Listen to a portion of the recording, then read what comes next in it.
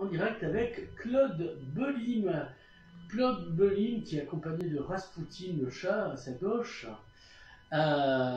Donc, Claude, photographe, Claude, lumière d'encre à Serré, lumière d'encre donc qui s'intéressait aux artistes, qui les soutenait. T'allais même jusqu'aux gens qui n'étaient pas photographes. Claude Belim, c'est aussi Photolimo. Alors, est-ce que ça existe encore, donc ce festival transfrontalier de la photo entre Cerbère et Portbou déjà? Non, ça a terminé cette année. Ouais, et il y a une raison résonante? Oui, je pense qu'il n'y avait plus d'envie locale pour que l'on continue. D'accord. Et sinon, il y avait du monde? Il y avait un peu de monde, mais... Faut y aller à pied, voilà, c'est ça le problème de Cerbère. Cerbère-Portbou, c'est des endroits magnifiques, mais c'est loin de tout.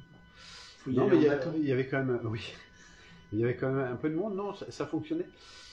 Mais il n'y avait plus de volonté locale pour le faire. Donc, Et pourquoi plus de volonté locale?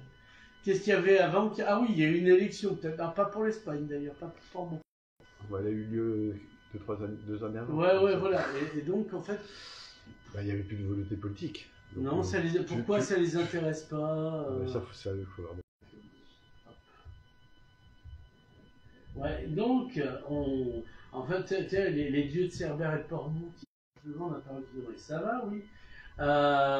Ouais, donc tu sublimes Serré, du coup, comme tu n'y arrives pas entre Cerbère et Portbou, tu sublimes Serré, c'est-à-dire que Lumière d'Ancre devient, enfin, c'est pas Lumière d'Ancre pour le coup, tu crées un centre d'art pour la mairie, un centre d'art photographique. Alors, comment on appelle ça? On va mettre ça des choses. On va mettre les choses clairement. Je crée un centre d'art et de photographie qui s'appellera le Centre d'art et de photographie Lumière d'Ancre, qui est à Serré, donc le Caple. Je ne le crée pas pour la mairie, je le crée avec la mairie. Puisque les locaux nous sont prêtés par la mairie. Et c'est déjà quelque chose qu'on avait bien avant. L'activité de centre d'art, on l'a depuis à peu près 15 ans. Oui, mais tu soutenais tu avais des résidences de groupes, je dirais pas cavale, parce que...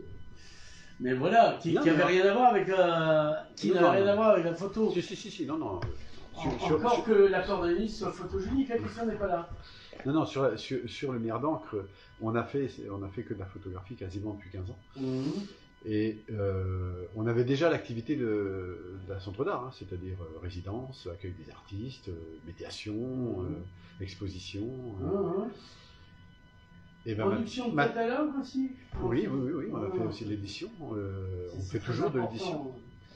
Et donc maintenant, on a simplement un lieu, on est passé de 30 mètres carrés à 90 mètres carrés d'exposition, plus des bureaux, plus un endroit de médiation, plus de quoi faire du stockage. Voilà, on est passé d'un endroit un peu déclisu à un endroit qui nous convient parfaitement. Alors, question bête, parce que moi j'ai la réponse dans ma tête. Il y a des gens, le centre de photojournalisme de Perpignan, est-ce que ça fait pas de doublon avec Serré? Non, on ne fait pas de photojournalisme. Bonne réponse, bien pour discarabato, ne pas pour mettre dans mon piège. Non, on ne fait pas de photojournalisme, on travaillera avec tout le monde, on travaille déjà avec tout le monde. Ouais, c'est de la photo d'art comme à Arles plutôt, où il y a une optique par rapport à la photo justement pour... Alors voilà, oui, la ligne éditoriale comme on dira. Alors la ligne artistique, elle est sur le paysage. D'accord. Le projet artistique, c'est paysage et humanité.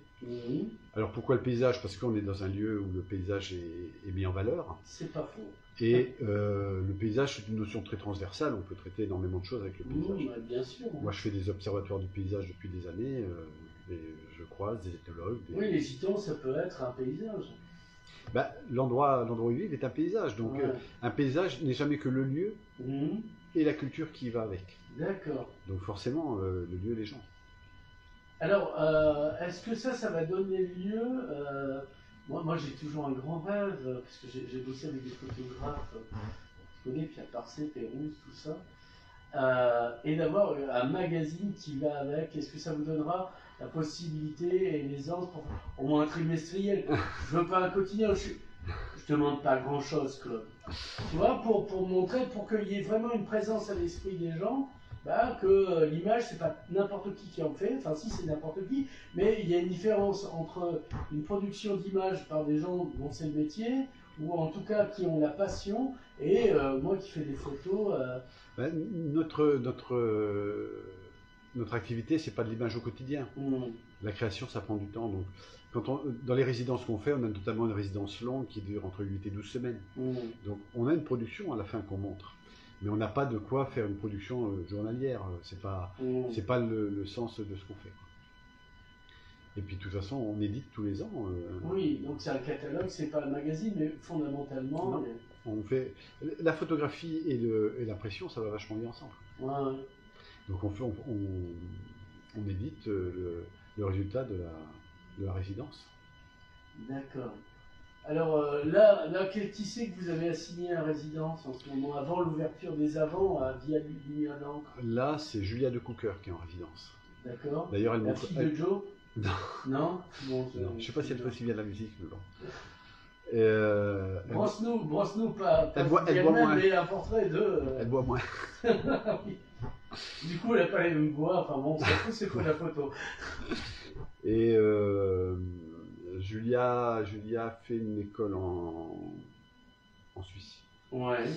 Et elle a un travail sur l'article qu'on va montrer dans les rencontres de la photographie de paysage, les rencontres photographiques du paysage, qui est un des 4 événements annuels qui vont jalonner notre programmation.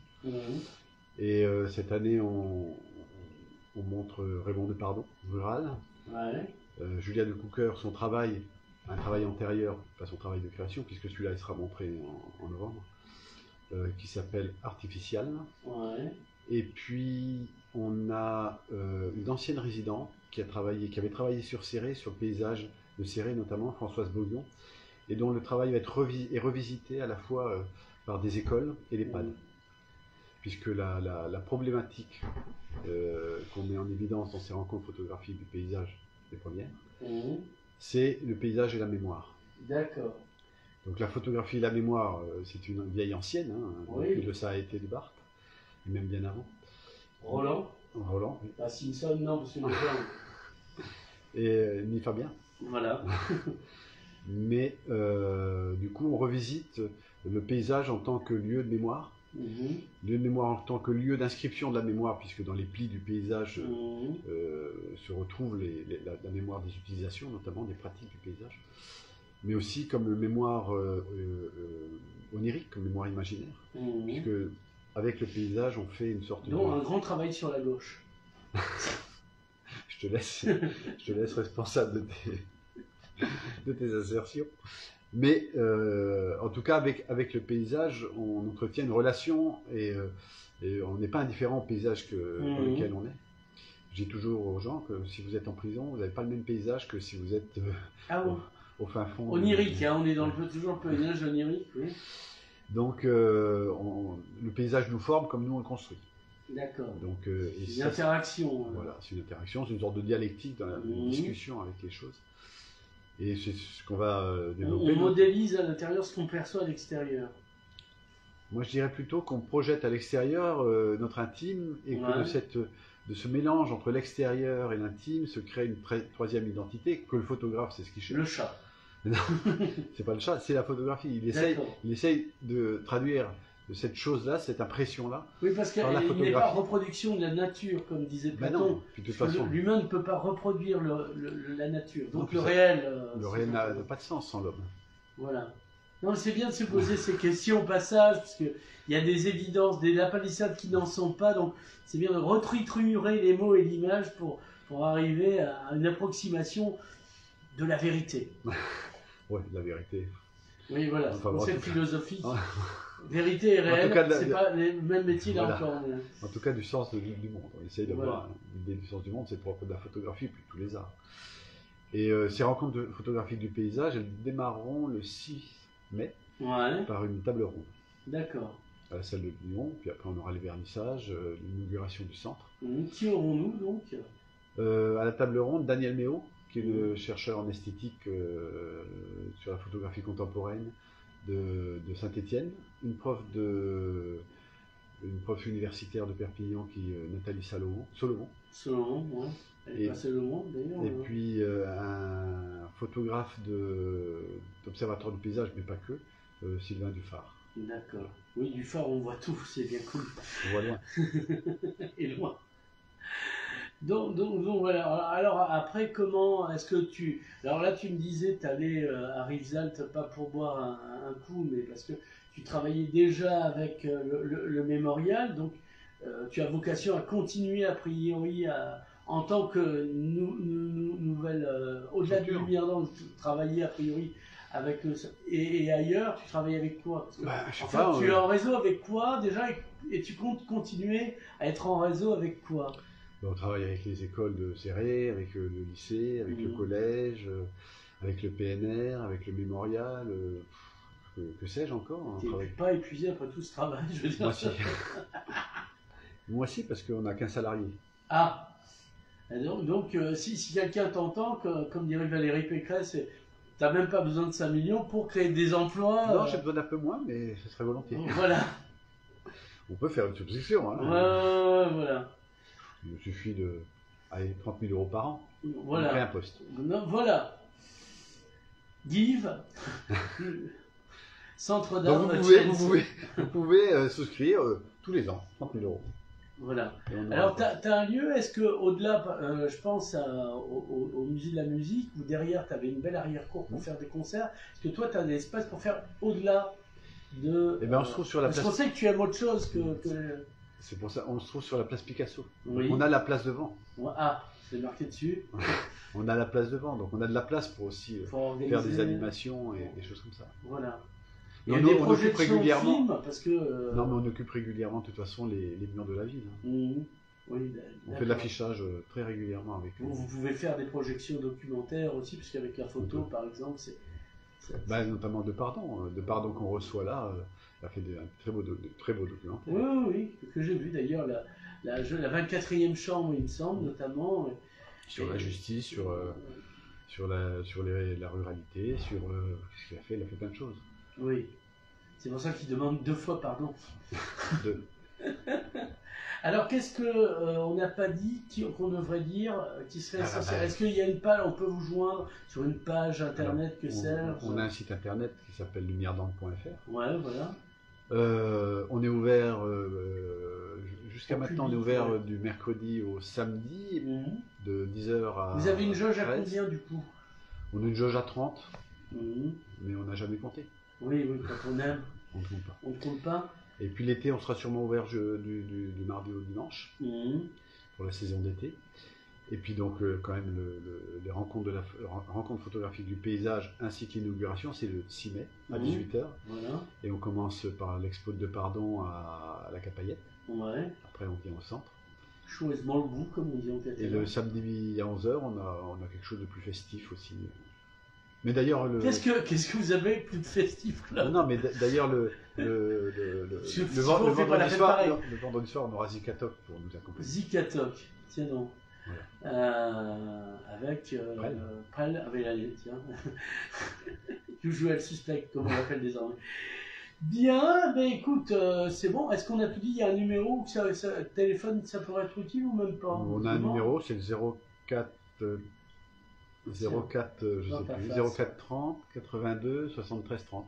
C'est bien, j'espère que tu te rappelles plus de ton code carte bleue parce que sinon t'es dans la merde, camarade. Mais je m'utilise plus souvent mon code de carte bleue que le téléphone de Lumière. Voilà. Je fais pas d'abus de bien social, tu sais. Non, t'as tort. Moi j'ai connu des gens que ça rapporte vraiment de toute façon. Non mais voilà, c'est une nouvelle aventure qui commence. Et puis avec toujours des expositions, toujours la médiation, avec... on a les rencontres photographiques du paysage en mai-juin. En septembre-octobre, on aura le panorama de la jeune photographie européenne. Ah ouais, bien. En novembre, on a le mois de la photo qu'on fait avec le club photo à Céré.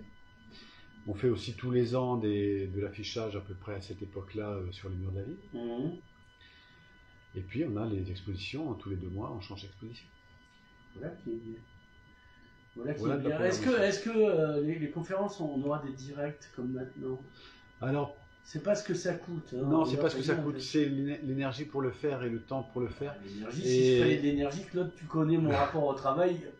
Non, mais aussi, il faut avoir l'habitude, on a moins l'habitude. On en a fait pendant le Covid, on a fait des trucs comme ça. Et ça, parce qu'il faut communiquer, surtout si c'est gratuit, il faut communiquer pour dire achetez-nous, c'est gratuit. Hein, quoi.